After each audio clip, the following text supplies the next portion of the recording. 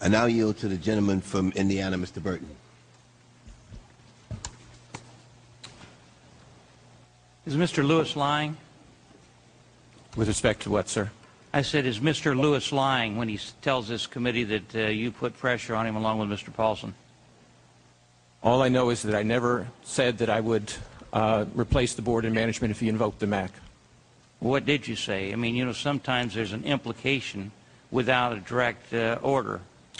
I expressed concerns about the effects of invoking the MAC, both on the financial system and on the Bank of America itself. I expressed those concerns, which is appropriate, but it was always his decision whether or not to go ahead and take that decision.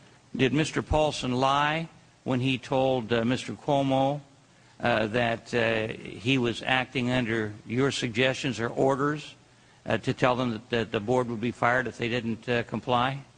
I believe he's modified that statement. I did not tell him. I did not tell Mr. Paulson. What did you tell him? I didn't tell him anything like that. What did you tell him? If you say you didn't tell him anything like that, what did you tell him? Mr. Paulson and I had frequent conversations on a variety of matters, given our common concerns about the financial system. All I can say is I'm sure that I never told him to convey such a message to Ken Lewis. Mr. Paulson says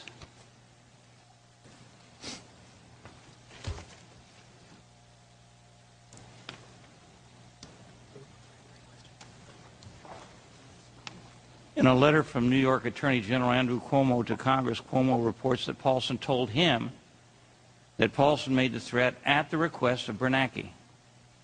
That's not correct? No. Did you say you said he modified his statement? How did he modify his statement? We don't have any information. He issued a statement to the effect that he did not receive that information from me, that he made inferences. But he did not, as far as I know, he modified his statement on that particular issue. How about Mr. Lacker? Is he lying? He's summarizing a long conversation. I don't recall exactly what was said. Just had a long talk with Ben. Says they think the MAC threat is irrelevant because it's not credible. Also intends to make it even more clear that if they play that card, and then need assistance, management is gone. You didn't say anything like that? I don't know if I did or not. Now, you know, one of the things, I was chairman of this committee for 6 years, and we did a lot of investigating. One of the things that I learned was, in order to keep people from perjuring themselves, they couldn't remember anything. Are you sure you can't remember? I'm sure I can't remember.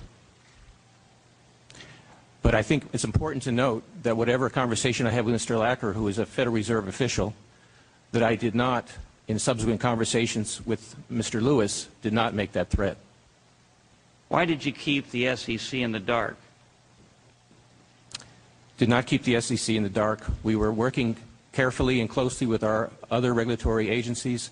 The agencies that were most relevant for the Bank of America discussion were those that were involved in regulating the Bank of America and in the transaction. That would have been the Treasury, the Federal Deposit Insurance Corporation, and the Office of Control of the Currency, who were well informed. Well, according to the New York Attorney General, Mr. Cuomo, Hank Paulson said that he intentionally kept the SEC out of the loop about your efforts to push the Bank of America merger with Merrill Lynch.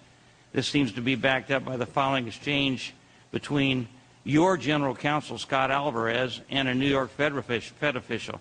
The New York Fed officials asked, have we conveyed anything to the SEC regarding the Bank of America situation? They know something's up. How much, if anything, has been shared with the SEC? Mr. Alvarez replied, I have not discussed this with the SEC. Bank of America has complained that someone did talk to the SEC, with the result that the SEC called late last week to say that they heard the Bank of America was negotiating a city-type deal with the U.S. government and to ask Bank of America to explain the unexpectedly high losses at Merrill Lynch. You didn't direct any of those? I did not.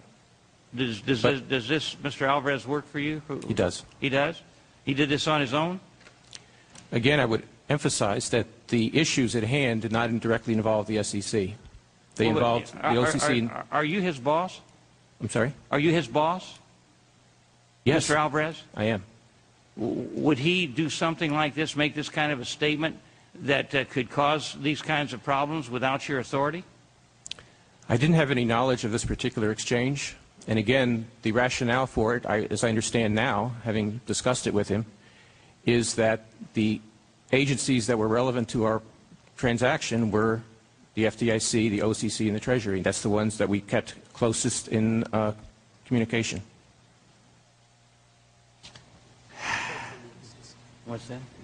The gentleman's time has expired.